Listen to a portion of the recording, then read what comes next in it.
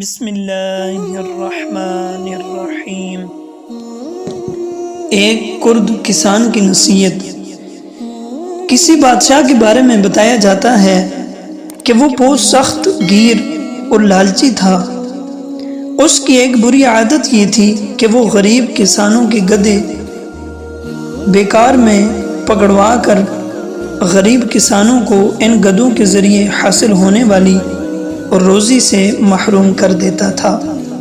ایک دفعہ یہ بادشاہ جنگل میں شکار کے لیے گیا ہوا تھا کہ ساتھیوں سے بچھڑ گیا۔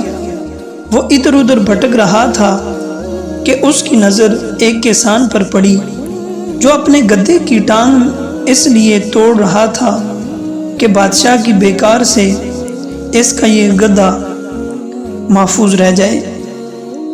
اسے یہ معلوم نہیں تھا کہ بادشاہ وقت اس کے سامنے کھڑا ہے۔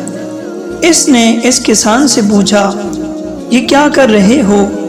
تو اس نے حضرت خضر علیہ السلام والا واقعہ سنایا کہ انہوں نے ایک کشتی میں سوراخ کر دیا تھا۔ ساتھ ہی بادشاہ کو بتایا کہ میں اس گدھے کو بادشاہ کے بگاڑ سے بچانے کے لیے اس کی ٹانگ توڑ رہا ہوں۔ اس کرد کسان نے بادشاہ کو برا بھلا بھی کہا۔ اسے کیا خبر تھی کہ جس بادشاہ کو وہ کوس رہا تھا وہ اس کے سامنے کھڑا تھا۔ بادشاہ خاموشی سے یہ سب باتیں سنتا رہا۔ صبح جب لشکر کے سپاہی وہاں پہنچے تو بادشاہ کو ساتھ لیا گیا۔ بادشاہ نے دربار میں پہنچتے ہی اس کرد کسان کو پکڑوا کر دربار میں بلا لیا۔ کسان کو جب یہ صورتحال معلوم ہوئی تو اسی وقت اسے یہ یقین ہو گیا تھا کہ اب اس کی جان کی خیر نہیں۔ بادشاہ کے روبرو پہنچ کر بھی کسان نے بادشاہ کو کھڑی کھڑی سنائی اور اس کا اصل چہرہ اسے دکھا دیا۔ اس نے بادشاہ کو بتایا کہ تیرے خوشامدی وزیروں نے تجھے تیری اصلیت کبھی نہیں بتائی۔ پورا ملک تیرے ظلم اور لالچ سے تنگ ہے۔ رعایا تجھے بہت برا بھلا کہتی اور بد دعائیں دیتی ہے۔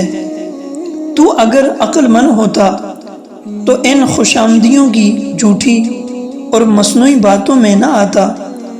کرد کسان کی باتیں سن کر بادشاہ کے دل پر بڑا اثر ہوا۔ اس نے اللہ سے سچے دل سے توبہ کی اور اپنے گناہوں کی معافی مانگی۔ کرد کسان کو انعام و اکرام سے بھی نوازا اور اس کا شکریہ بھی ادا کیا کہ اس نے اسے سیدھی راہ دکھائی۔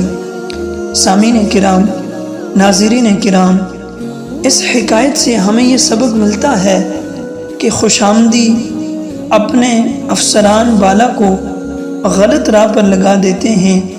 دنا وہی ہوتے ہیں جو خوشامدیوں کو پاس نہیں آنے دیتے۔ سامعین کرام، ناظرین کرام، ایسے مزید اسلامی واقعات سننے کے لیے ہمارے یوٹیوب چینل کو لازمی سبسکرائب کریں۔ اس ویڈیو کو شیئر اور لائک ضرور کریں۔ جزاک اللہ خیرہ۔